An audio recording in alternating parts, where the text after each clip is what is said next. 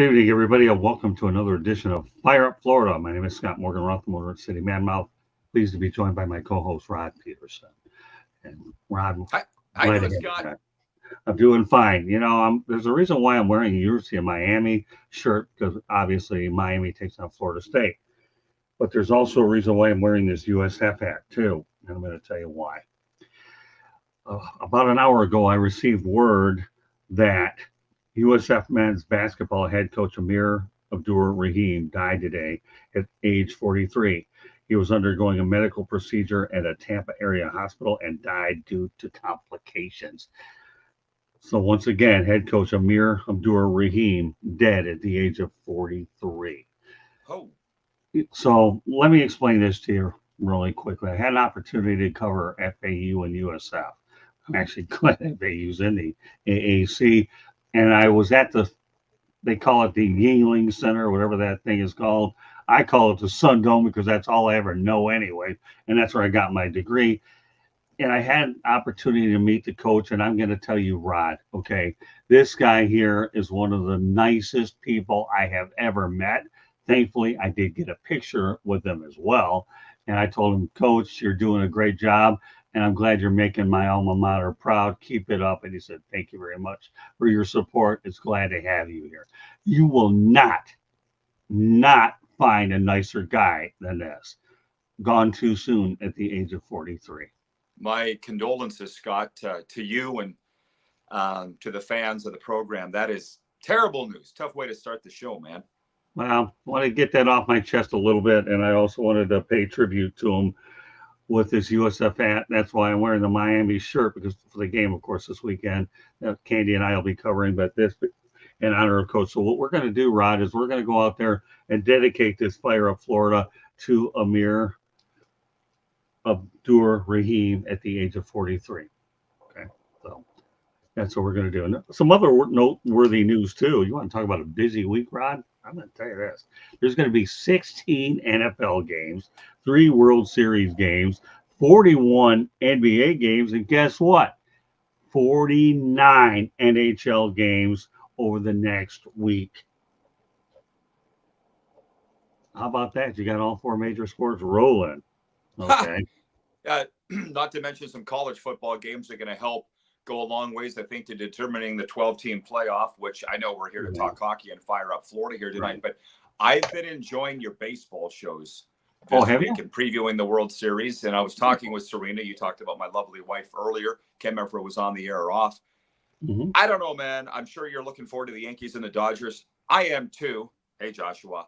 But I feel like I enjoyed the World Series a lot more in the 80s and when we were younger than I do now. Is that just me, or are you the same? You know what? I actually am with you, and I'll tell you why I like it back in the 80s. Well, number one, I actually met Tom Lasorda at the 1981 baseball winter meetings when the Dodgers won it all, and he was my first major interview. I like it because, number one, the game was really pure. You didn't have to worry so much about pitch clocks and a lot of the mound visits or any of that. Now they've changed the game in such a way there are certain rule changes I just don't like. And let's face it, the rule changes are what they are as of now, Rob, but nobody says I got to like them. But Don Mattingly once told me whether we like them or we don't, we have to live with them. And he's right. Yeah. But we got to like them. So, you know what, Rob? That's an affirmative as well. So I know Joshua is on this. So I want Joshua to know that this first topic had him in mind, okay? And I'll tell you where I'm going. If you look at the title of the show, the NHL fighting stats from 23 and 24. So I remember back in the days when hockey was way better and there was a lot more fights and it was a lot more physical. There's no way Wayne Gretzky would have posted the numbers that he posted when there were 12 teams, much less the original 6. I'll guarantee you that. And nobody will ever be able to tell me I'm right or wrong. We'll never know. But let's bring these numbers up to speed and tell me what you think of them, okay, Rod? The best fighting teams, and the source that I ended up getting this from was Bar Down, okay? So I'll talk about the best first, okay, Rod? Philadelphia had 23 total fights. Fights won, they had 22, and fights winning percentage 96%. Almost feels like Broad Street Bullies again, doesn't it? With the Flyers being up there. But Then you get Dallas had 8 total fights, 7-1, 88%. Okay. And then you have Washington, 12 total fights, 10 fights won, 83%. Anaheim with 28 total fights, 19 won, 68%. And Colorado, 9 total, 6 won, 67%. All right, Katie, go ahead and put Joshua's comment up there. Fighting has become more prevalent the last couple of years. I feel like not sure what stats say. Of course, not like the old days, though. Exactly, Joshua. So with that said, Rod, how do you digest what I've just thrown at you? Well, I hope that Joshua's right, that fighting is on the rise. Those of us that were raised on the game enjoyed that part of the game. But I'll be honest with you, it's a great topic. I didn't know that we were going to talk about this, but you happened to hit on one of my favorite topics, and that Well, is fighting in what hockey. so let me ask you a question. What did you call me before the show? Okay. What quarterback did you compare me to? The Brett Favre of the newspaper industry, because you called Well, yourself a sports gunslinger. media. Yeah, sports media, not just newspapers. I do this in front of you and everybody else on the planet. Sports media, broadcast, newspapers. But yeah, I'm a gunslinger, and I like the comparison with Brett Favre because I'm an all-time quarterback. You know why you don't know? Because you're smart enough to let the guy that's been an executive producer all these years come up with the topics, and all I have to do is just. And I know that you're a natural when it comes to answering my questions. So, Well, and I, so please yeah, continue. and I'm a student of the game. But here's the Okay. thing but you guys can all weigh in on this. But what I've sensed, and I've been covering the NHL for quite a long time, the NHL would rather, well, I know they don't want to promote fighting. Scott, if you go watch the NHL network, or if you go on any of the social media channels of the NHLs, they don't Mm-hmm. promote the fights. They don't put fights in the highlights, right? That's for us to go and try and dig up somewhere or watch the games ourselves. I think the NHL's like, we don't promote fighting, we don't glorify fighting, but we don't outright ban it either. Do you know what I'm saying? They're Right. saying this is still a man's league. There's a time and a place for fighting. So what we grew up with, the 70s, you referred to the Broad Street Bullies, the 80s, Right. which I think is the golden era. There was exponentially more fighting. And the NHL feels that was wrong. I don't, but they've, almost completely eradicated it. But those numbers you read off, most teams would have that in one game Right. 30, Yeah. 40 years ago. Oh yeah. Back then they would. Yeah, so that's my take on the NHL and fighting. They're not willing to completely ban it and eradicate it, but they don't promote it either. There's a time and a place. Joshua's hit on something very interesting. Is fighting on the rise? That would be not by design. There's a I cover this team here, the Florida Panthers. They're one of the roughest teams in the National Hockey League, right? They won a Stanley Cup playing that way. So it's an ebb and a flow thing. Sports goes in cycles, as you know, and if rough and tumble playing fighting's on the way back, I'm all for it. Yeah. All right. Well, now let's go to the other side where the worst fighting teams go to Ottawa. They had 24 total fights. They only won 5 of them at 21%. Don't worry, it gets better. San Jose had 19 total fights, 5 won, and 26%. So you had 19. Then you got Nashville. Well, at least they had my favorite number, 33, anyways. Okay. Total fights, they won 11, 33%. So at least those numbers of 33 do fit who I am. I'll get one of these days when I'm hanging out with you, I'll give you the reason why the 33 is my lucky number. But Utah/Arizona, because obviously they played the Coyotes last year, they had 13 total fights with 5 won, 38%. And then Vegas had 31 total fights, they won 12 at 40%. So let's look at the other side of the spectrum. All right, take it from there. Well, again, these teams aren't building teams to be fighting teams and goon teams. They're not. I mean, you look at Ottawa, you said at the other end of the scale, whatever the percentage was of fights that they won. I'd love to know who's keeping track of this. You said Bar Down, so that's a subsidiary of TSN. They obviously have their own staff tracking this because I don't think the NHL would. But exactly. To me, it doesn't mean anything what your one-loss record is in NHL fights. Doesn't mean anything. They are not building teams to win fights, Scott. They're winning teams to win hockey games and the Stanley Cup. So if you ask me what my initial take is on that, that's what it is. I don't care what the one-loss records are in fights. I barely care what the fighting stats are at all because it's really not part of the game. Yeah, but the reality is why you had these players is to protect the superstar. You know that as well as I do. Because I wonder if anybody out here knows what the Gordie Howe hat trick is. Do you know what it is? A goal, an assist, and a fight. Of course. Come on. Okay, well, put it up, right? Put it up. Seriously? Right. Seriously? Seriously. All right, you got two. Now you owe me two reallys. Really? Seriously? Really? That is a Motor City bad. Give me another seriously, and then you're off the hook. Trade. Seriously?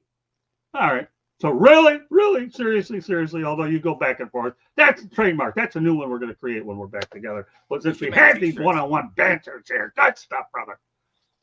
You should make T-shirts that say that across the front with your face. But you know what? I guarantee you, I mean, I haven't met Joshua yet. I hope that I do, but I'm pretty sure he would know what a Gordie Howe hat trick is. This guy seems to know his stuff. Yeah, he's definitely a hockey person. His dad is from Philadelphia and loves the Flyers. I just like the fact when the Detroit Red Wings snapped their long drought, they beat the Flyers. So it doesn't matter to me. But yeah, Gordie Howe, I actually met him, and he's in my book, by the way, and that being obviously Lessons from the Microphone, which Candy's going to promote in a few moments. But I don't know. I just love the fighting. I mean, nowadays, you still have your fights. And let me tell you, when they're on the ice, okay, the referees are going to let them punch it out. They know what the game is. They can't totally take everything out anyway. They're certainly not going to enforce it that you can't know it. So, yeah, it's okay. I mean, but like Josh said, bring back the enforcers. You never know. Some teams are going to do that to protect their best player, which indeed they do. So, but I've always wanted to talk about this. Now I got somebody like you, who's been around the game forever, who obviously knows more hockey people than anybody can imagine. So I just loved it. There was a book out there many years ago. My mom bought me called Blood on the Ice. I don't know if you ever saw that book or not. I might actually have it somewhere in my office here. I don't know where it's at, but I remember it, and it was quite a game. So, all right. Well, hey, fighting is what it is. And Philadelphia, even with their 96%, the one thing that they don't have is the true jewel, and that happens to be what the Florida Panthers own. And with that said, I'm going to segue to the Florida Panthers, Rod, because they extended Coach Paul Maurice. So I want some details from you as to what took place there. Well, Serena and I talked about that on our Cats and Bolts podcast this week. We thought, Scott, that the timing was a little odd. And you must remember Jeff Rimmer, the original voice of the Florida Panthers back in the day from 30 years ago. I sat with him in the press box the other night at the game because they announced the extension just prior to the game. And we said, this just seems odd. This is usual off-season stuff. This is usually stuff you do in the summer, right? And announce in the summer. But, Serena said on the show, and she analyzes hockey as well as anybody, that Bill Zito, the general manager, just seems to get stuff done, doesn't care about the PR of all of it. He's like, let's get this done and let's announce it. And it's how I like the way that he runs a hockey team, Scott. He's not keeping people on edge. Bill Zito, not keeping people on edge. Why let Paul Maurice go to the end of the season when his contract's up? Give him some security with an extension. They've never announced how long it is. They haven't announced how much. I haven't seen it anyways. But he's in year 3 of a 3-year deal that pays him $3.9 million a season. So the general feeling around the National Hockey League with media and fans and hockey people is that the guy's earned it. Give it to him and go out and win another cup. Yeah, I mean, I haven't seen the contract either. I would assume, and I'm only assuming here, that you're probably looking at 2 to 3 years, and then Paul Maurice might be done coaching anyways. But, let's face it, the Panthers are run much differently these days. They really are. You got a top flight general manager and president of hockey operations that simply gets it right. He does. He's locked up his core players for how long? Who knows what? His top 5 or 6 core players, right, Ron? Or whatever he has. So he's got that nucleus in place. Now he has to go out there and put the rest of the puzzle together with what you're paying these guys to fill in the rest of the roster. But Bill, you said Vito, I think, right? Zito, yeah. Zito, okay, that's what I thought. This guy just gets it right. He reminds me of Kenny Holland, but I think Bill Zito is probably a little bit better than Holland, and I'm a Detroit guy by trade because this guy took an organization on his own, and he had to change the culture around it. And not only that, to make things even more interesting about Bill Zito and the Paul Maurice, he had to work around that Joel Quenneville situation as well. You bring in Andrew Monette. You thought maybe he would be the logical in-house hire, but he goes with an experienced guy. The Panthers don't play that great the first year. I think they backed into the playoffs, but they get in.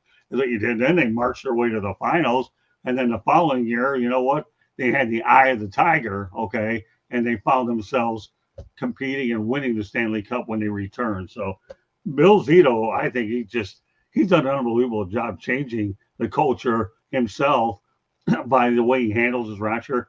And of course, he made that trade for Matthew Tkachuk as well. So this guy's a genius. That's all I have to say about I'd have to go look it up, and maybe Joshua knows this. I'm not sure. I obviously really respect Joshua's hockey knowledge, but there was a poll recently at the start of this NHL season in the website The Athletic where it ranked the top hockey front offices in the National Hockey League, and the Panthers were number 3.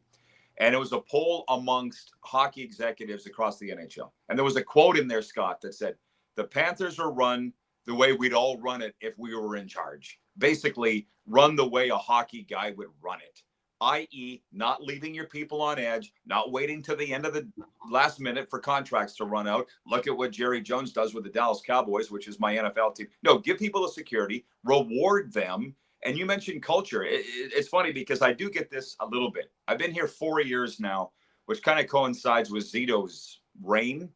And I have Panthers fans say to me, one being Jeff Rimmer, he's like, you're a front runner. You're a Johnny come lately. You weren't here for the bad times. I'm like, so what? Sorry.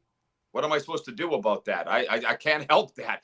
I'm just happy to be here for the good times, man. And I think the Panthers are going to be good for a long time, or as long as Bill Zito's in charge. Well, I like the second half what you said. I don't know how long they'll be good for, but the second half what you said is more online, and that's as long as Bill Zito's running the show. I mean, the guy's a genius. I just said that. I mean, you know, and if they're number 3, more power to them. Once upon a time, they fired Gerard Gallant go, and they left him, and he had to fly back on his own, and that looked bad for the organization the way they handled that fire. We don't know the whole reason behind it. Did you hear that story that Gerard Gallant was fired, and I don't know if he was allowed to come back on the plane. Maybe Joshua might have some clarity on that, but Gerard Gallant did not leave on the best of terms, and he made them relevant and made them play hard. I know he's one of those coaches that lasts about 2 or 3 years. I don't know what it is, whether he wears on his players or not, but we'll move to the present tense that he brings in Paul Maurice, and he had Joel Quenneville, and that was a tough situation that he had to get out of with the Joel Quenneville, because I think Joel Quenneville would have ultimately have won a Stanley Cup with the Panthers. I really totally believe it.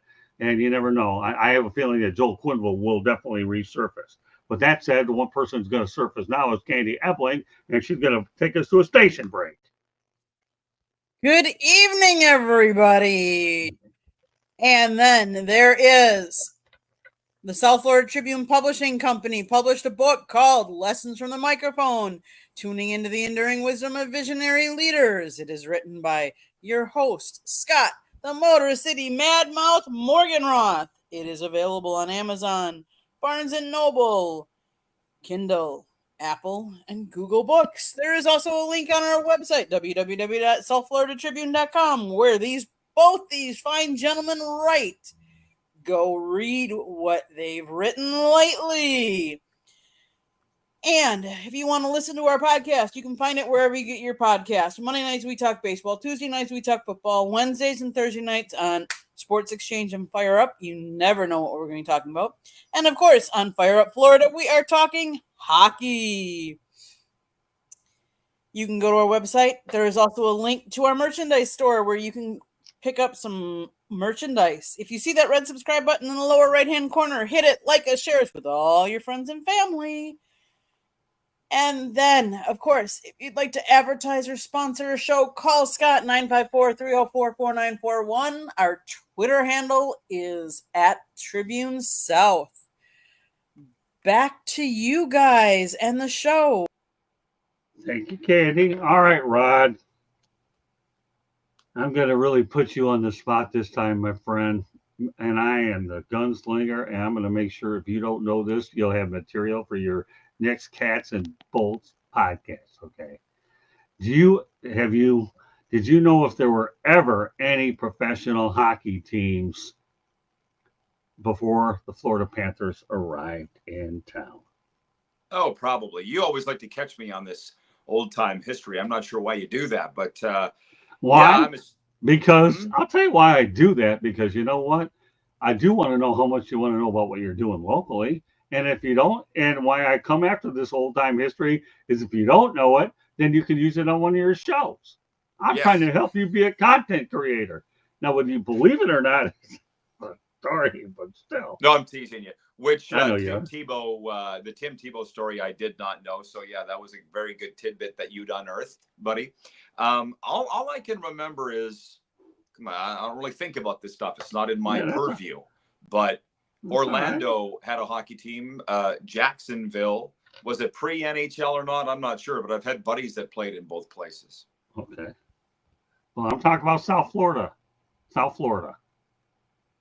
Do you recall any professional team, minor league, or anything in South Florida? No, I don't. I gotta make it. Okay. Tell me about them. It's okay, because I'll probably have to go ahead and send you this thing so you can put it on the Cats and Bolts and you can say where you got it from. Okay. All right. Who preceded the Florida Panthers in South Florida? There's a team called the Miami Screaming Eagles of the World Hockey Association. But get this, they never played a game in 1972 due to having an unfit arena for use. The choices you had back then, Rod, were the Miami Beach Convention Center, which had a few thousand seats. You had the Hollywood Sportatorium. I actually ended up taking a drive by there back in the early 80s, what I did. So at least I never, of course, nobody had camera phones back then, but I did see it. It was all the way out the middle of nowhere off Hollywood Boulevard. And that had no AC, no permanent seats, a partially open roof. And what ended up happening is the effects to lure another team of the WHA failed. So when the arena was fully endorsed and was expanded, the team was, so that's despite the fact that that the arena was fully expanded, but that didn't matter. The WHA was not going to go ahead and bring him back. So the other half of that question is they ended up relocating to Philadelphia and they were renamed the Philadelphia Blazers of the WHA. A little bit of history. And then the Panthers came 2 decades later. Now, there's a little bit more to this. The first team that was intended to come to South Florida was when Buffalo Sabres owners Seymour H. Knox III, Northrop R. Knox, and Robert O. Swatos were awarded an AHL team, but the AHL balked because Miami was actually a distance and they had no teams south of Virginia in 1970. What do you think of that? I think that's awesome. I think that's great. I mean, I love hockey history. You know, I thought that I was going to end up moving to Arizona and spending the rest of my life in Arizona. So I had looked up the history of Phoenix, and you're probably aware. You lived there for a while. You're aware of the Phoenix Roadrunners and the history of hockey there, Phoenix Mustangs. But no, this is all news to me, Scott. Well, Rod, I'm going to tell you something, my friend. I have a feeling I'll be texting you this whole thing anyways. So if you want to use it on the Cats and Bolts podcast, that's exactly why I brought it in. Now, again, I'm not here to deliberately trick you and make you look stupid. I mean, you said you've only been here 4 years, but the reality is there was some history. And the thing is when the Panthers came here, you also had the Miami Arena as well. So, and that's where all the rats and they started until they ultimately moved to where they ended up going. So, remember the show that we ended up doing in August when we talked about the Tampa Bay Lightning being on for sale? Mm-hmm. A new update on this one. The Tampa Bay Lightning chairman and Governor Jeff Vinik and Vinik Sports Group today announced the sale of a portion of the Tampa Bay Lightning and Vinik Sports Group to a group of investors led by Doug Ostrover and Mark Lipschultz. Vinik will still run the show for 3 years and remain an active minority owner for that. The deal is said to be worth $2 billion, according to a report from Sportsnet. Well, we talked about it and now the news certainly came to fruition. Give me your thoughts about that, please. What I think is it's an interesting story. Not surprised how many people are as interested in it as they are. I did the digging after you teed me up that we were going to talk about it tonight. Oslover and Lipschultz, if I have that right, are money guys, investors from venture capital companies, not hedge fund guys, I would assume. Right. Certainly not hockey guys. But as you know, you've been in this perilous trade. Nobody's getting rich from sports. You knew they're going to be money guys. Oh, yeah. And the key quote out of this all was that nothing will change with the Tampa Bay Lightning. You must have seen that. As a matter of fact, I think Jeff Vinik himself said that. Nothing will change in day-to-day operations, and the expectations remain the same, and that is the challenge for a Stanley Cup every single year, as long as Jeff Vinik's around and probably long after he's gone. So, he's accomplished what he was setting out to do, sell off a portion of the team and still operate it. So it's good news, I think, for the Lightning. Yeah, I think so too. And let's face the reality, before Vinik ended up buying the team, I believe Bill Davidson, if I remember correctly, owned the team, if I remember correctly. And of course, he was the owner of the Detroit Pistons as well. And that's when Bill Wickett came down as well. So, yeah, I'm happy for Tampa. Well, face it, reality, they say he's only going to run it 3 years. I wouldn't be surprised if he's doing so well, okay, that he may stay around. These guys are looking to make money and be a part of the whole thing. But, going into today's game, the Florida Panthers lead I believe, the Atlantic Division of the NHL with 9 points, and then Tampa Bay ended up having 8. So I think it's healthy for hockey when you can continue to have two franchises in Florida doing well. But what people have to understand, Rod, not just franchises doing well. You got two major markets in the Tampa Bay area and South Florida. These aren't small market teams. When people talk about expansion, they wonder, who are you going to bring in? Well, if you're smart, when you talk about expansion, we'll talk about this a little bit down the road.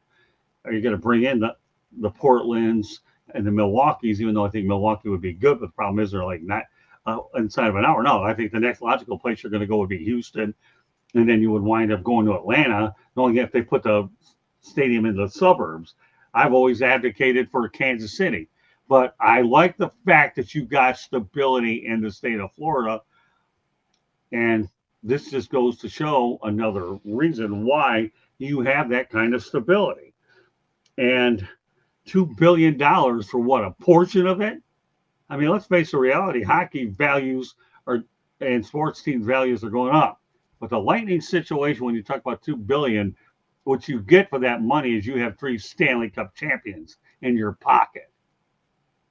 You don't have to break a long curse, do you? Yeah, you're buying a winner, right? Well, it's interesting what you say with the stability in Florida, and I love it, and I feel very grateful and fortunate to have shown up when I did. But it took 20 years for Tampa Bay to be stable, 30 years for Florida to be stable. Looking back, maybe it doesn't feel like a real long time, but I bet you it did feel like a real long time for quite a while. And, this is this debate. Every week in the South Florida Tribune in my column, I'm talking some tidbit of expansion. And it's interesting that you mentioned Portland, you mentioned Milwaukee. I've never been to Milwaukee. I've been to Portland. It's a beautiful city. I haven't even heard those names. I've heard Atlanta a lot, Kansas City, Houston, and Quebec City. So what that says is there's a lot of cities that want teams. And the owners do want to expand. I had the executive producer of Hockey Night in Canada, John Shannon, explained to me the reason, Rod, the revenues are through the roof is because of the extra teams in Vegas and Seattle. If there's one thing we know about owners, what? They're greedy. They like money. That's how they got to be owners. So they are saying there will be expansion in the NHL. And I hope it's Atlanta. I think that my radio show airs in Atlanta every day. We're known as Atlanta's NHL show. We're set up nicely for that to happen, but It's going to happen. The question is where. And that's one thing fans love to debate is expansion. And I don't mind it either, but that's what they're talking about. I think it's a good thing. Any buzz is a good thing. Well, sure. It's the best thing the owners like about expansion, don't you? What about what they charge of those franchise fees these days? Seriously? you can put a lot of money back there. I know Josh was talking about bringing back the Thrashers. I don't think they would rename them the Thrashers of the Jets. So I think they'd probably try to rebrand, considering the Thrashers ended up leaving on the not so best of terms, and you'd want to rebrand it. But Joshua, you're not so far off when you think about the reality that, I think Atlanta, if you put the stadium in the suburbs, that's the only chance you have now. You can't put it downtown. It's already failed twice. Everybody that's read about that situation will tell you need to go. But they're talking about going to the suburbs anyways. I get lots of friends that live in Atlanta, and that's where they're headed. Houston, to me, is a no-brainer. You bring in the Houston Aeros, which I know they would probably take that name. And once upon a time, our buddy Gordie Howe did play there with his sons, right? I think it was Mark and Marty. Right. Murray's the one that didn't play hockey. I think he's a doctor, if I remember right. And I actually went to school with him years ago. It's over at McIntyre Elementary. But yeah, so I think the Houston Aeros, there's no way I don't see Bettman moving to Quebec as much as people want to think he should, because they want, with Quebec, with Canada, you saw during the pandemic, okay, how difficult it was to cross borders. We would hope this pandemic to be gone for another 100 years or so. And I won't be here then. And if you make it 100 years, and more power to you, you'll be the most experienced announcer that anybody's ever had when you get up there. But seriously, all kidding aside here. But now Kansas City, I always liked the idea. And the reason why you haven't heard much about it, I devoted an entire show to it too, was you had the Kansas City Scouts, and they had the Kemper Arena, but they built a new building with an intent to get a hockey team. They did. And they don't have a anchor tenant in the Kansas City building, is what they don't have. And Milwaukee, you would create a great rivalry for Chicago. And of course, Minnesota is not that far away either. It would kind of remind you a little bit of the Big Ten, so to speak, in hockey. So we'll talk about it a lot more often. But the two core things that we've talked about, though, is the reality that for those of you people that don't know the history of hockey in South Florida, please listen to this broadcast again. You're not going to hear from many sports shows out there the Miami Screaming Eagles. You're not going to do it. And of course, how many people outside of our area know about the Hollywood Sportatorium, which I believe is the Sedanos right now. But I remember when it was all the way out in the middle of nowhere. Rod, listen, I went to college over at Broward College, okay? Or it was Broward Community College at the time. The two campuses I ended up going to were Davie and Pembroke Pines, okay? And again, I can remember when I was driving out there, it was just a 2-lane road. And when you drive out there, if anybody's ever been by that area now, it's so much built up, it's ridiculous. But that place is in the middle of nowhere. So, you have to go out there and really look at the history of the Sportatorium. But, let's face the reality. The Florida Panthers' first arena here was the Miami Arena, and they and the Miami Heat ended up starting there. That arena went down. They didn't build it for a lot of money. Miami stayed by the Bayfront. I don't know have you and Serena ever been down by the Bayfront area where the Heat arena is? I go down there lots. She doesn't like to go into Miami. She thinks the drivers are too crazy, too many people. I like it, but I go to Heat games as much as I can. I enjoy it. I don't really know anything about basketball, but I just enjoy the show, and I like the fact that I'm not expected to know anything about basketball. You know what I mean? So I usually go when the Raptors are in town, and then I hang out around the area. I really like it. I take Brightline down there. Oh, do you really? Yeah, I've covered games there when the Pistons played the Miami Heat. It was great. The Miami Heat people, every time I went there, they opened their hospitality. They were absolutely fantastic people. Never had a bad experience with the Miami Heat. They were always really good. I enjoy. In fact, I'll even take it a step further. I saw the last game I saw was Dwayne Wade's final season when he was retiring against the Pistons. But that was a nasty rivalry between Detroit Pistons and the Miami Heat. But, dig into the history of the Florida Panthers and pro hockey down here. You're going to find it was interesting. And when you trace, if people ever want to know what you have in common with Miami, Philadelphia-wise, you had the Philadelphia Blazers and the Miami Screaming Eagles. I mean, and yet one never played because of insufficient arenas. and then of course the Philadelphia Blazers. And I've actually gone to some events up there covering the Eagles, and I also saw a game against with the 76ers with Michael Jordan. They're good fans. They really are absolutely good fans, is what they are. But now you know a little bit of history, Rod, about long before the Panthers were here. And I think the Panthers, to me, are like what Atlanta should be. They built theirs in the suburbs, so they got their own arena. They've established their reputation in Broward County.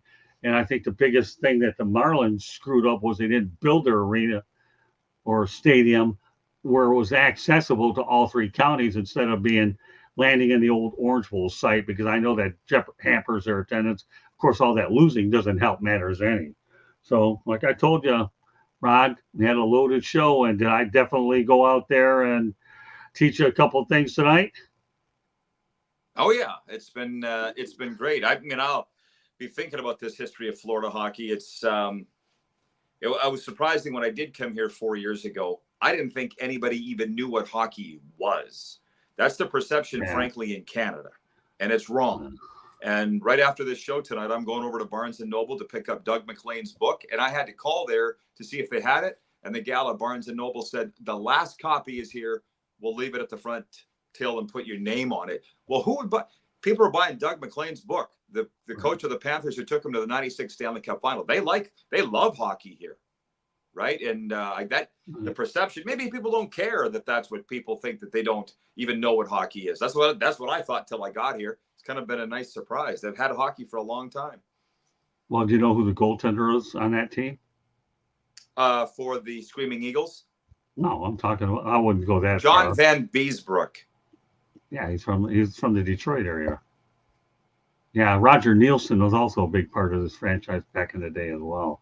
Roger Nielsen was unbelievable. I had the opportunity to get to know Dennis Potvin a little bit as well, and Dennis was one of the nicest people I've ever met. So, you ever met Dennis Potvin? Knowing you probably have. Yeah, I've been around him in the press box. I've met him. I've never interviewed him, but yeah, I spent time with him. He was a super nice guy. And of course, Bobby Clark was here during the earlier days of the Panthers. So there's a lot of interesting names that have crossed paths with the Florida Panthers that never wore a jersey, but they still were good hockey minds as well. So I told you, Rod, when you came on, my friend, that this was going to be a loaded show. And there's no question. I hope I lived up to exactly what I was preaching, wasn't I? Yeah. What else you got? No, I think we're probably just about it. Any parting shots or things that you want? In fact, there is one thing I want to ask you. I want you to talk about that trip that you had last week in Canada. We have a couple of minutes. Well, hey, I do corporate speaking. You knew that I was going up there to do it. And it's at a sports banquet. We were raising funds for the local hockey arena. And it was in a city where I stayed called Moose Jaw, Saskatchewan. Have you heard of it? Yeah, I actually have heard of it. Okay. So I rented my vehicle that I leave in Canada wasn't running too well. I hadn't driven it in a long time. So I rented a car. An hour before I went to pick it up, the car company called rental dealership and said, we don't have any cars for you. I said, well, I have a reservation. They said, doesn't do you any good because we don't have any cars. So I took my business manager's vehicle, left the city, blew a tire. Oh, wow. Drove on a rim into the gas station, said to the gal behind the counter, do you have a tow truck here? She goes, no, but we have U-Haul. She didn't speak English very well. Wow. The only vehicle for rent in Moose Jaw, Saskatchewan was a U-Haul truck. 28-foot van, Scott, and I took it. I don't want to tell you how much I had to pay for it, but I got to my event just in the nick of time. It was quite stressful. 4 vehicles I went through to finally get there. It was quite stressful, but then I laid down at night going, you know what? It really wasn't that bad. Just another story. Well, I'll tell you, you're one of the better social media people I've seen out there, Rod. And like you probably pay attention to what I put up there, but I was definitely watching what you were doing up there as well. They have pretty cool stuff. You get an opportunity to go back to Canada and do stuff like that. Obviously, you're well respected in that area. You've done an awful lot there. We're not getting into your background or none of that because it's pretty well said. But I think it's just neat that you can go there and do events like you do. And of course, you're establishing your niche down here in this neck of the woods. And you know what? I'm just here to educate. And I'm going to tell you, while you're going to Barnes and Noble, you know what I'm going to do? What? I'm going to go out there and take a picture of this thing, and I'm going to go ahead and text it to you so you can use it on your Cats and Bolts podcast. That way, hey, you never know when you're going to. I'm not going to tell you when to use it, man. It's your shows. I know you do the Cats and Bolts, and the one I appear on was the Rod Peterson show. But, the more people find out about these little, what we call intangible facts, I've always found in my mind that if you come up with interesting, intangible facts, okay, that people will say, wow, I didn't know this.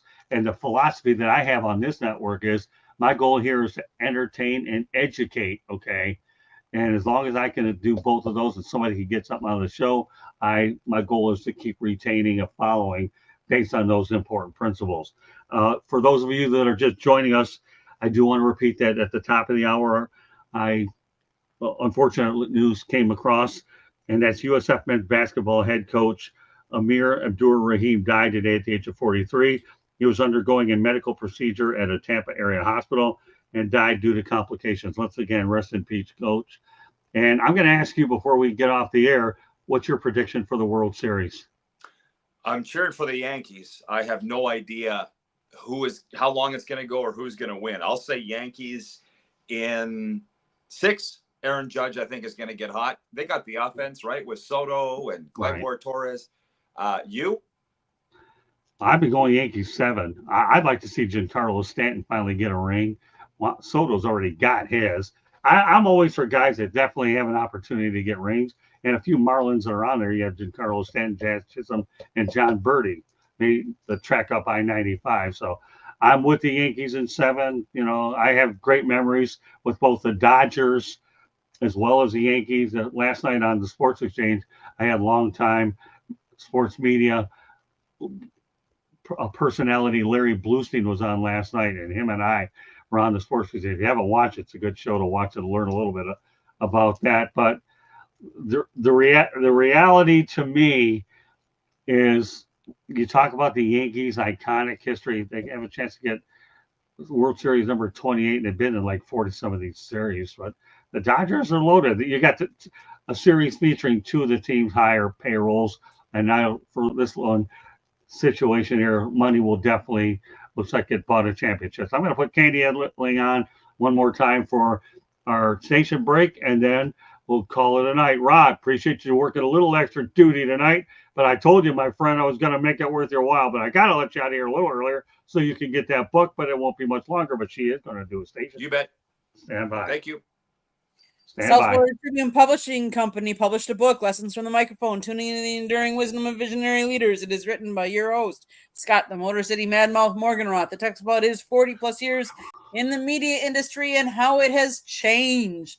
To get your copy today, Barnes & Noble, Amazon, Kindle, Apple and Google Books. There's also a link on southfloridatribune.com where you can also find a link to our merchandise store and the writings of these 2 fine gentlemen that are on the show tonight. If you like to listen to podcasts, you can listen to our podcast wherever you get your podcast. Monday nights we talk baseball, Tuesday nights we talk football, Wednesday and Thursday nights you just never know what we're going to be talking about. Except on this show, we're always talking hockey. You can also, if you want to advertise or sponsor a show, you can call Scott 954-304-4941. You can @Tribune South is our Twitter handle. If you have any show ideas or want to be a guest, you can email us at southfloridatribune@gmail.com. Podcast, any place you get your podcast. Remember our website, www.southfloridatribune.com. Back to you, Scott. Folks, if you haven't seen Rod Peterson's columns, go ahead and read them. This guy writes some of the best columns I've ever seen. He really does. If there's a man that knows his hockey, whether it's inside the United States, outside the United States, he just simply knows it. Also, I want to, before we end the show, I want to get that comment about Joshua put up here at the end. Definitely the suburbs don't think the Panthers would still be here if they stayed in Miami. Joshua, that's a bullseye if I ever saw one. And that's why Wayne Huizenga brought him to Sunrise. So I've been to Marin Bank Arena, if that's what they're calling it. It's one of the best arenas I've ever been to. So, and I happened to have the opportunity to see an NHL All-Star game many years ago. So, Rod, great stuff as always. So, meanwhile, we'll look forward to doing this again next Thursday, same time, same place. My hope is that I don't have to do another tribute to another coach or anything like that. But unfortunately, rest in peace, Coach Amir Abdur-Rahim. You're going to be missed.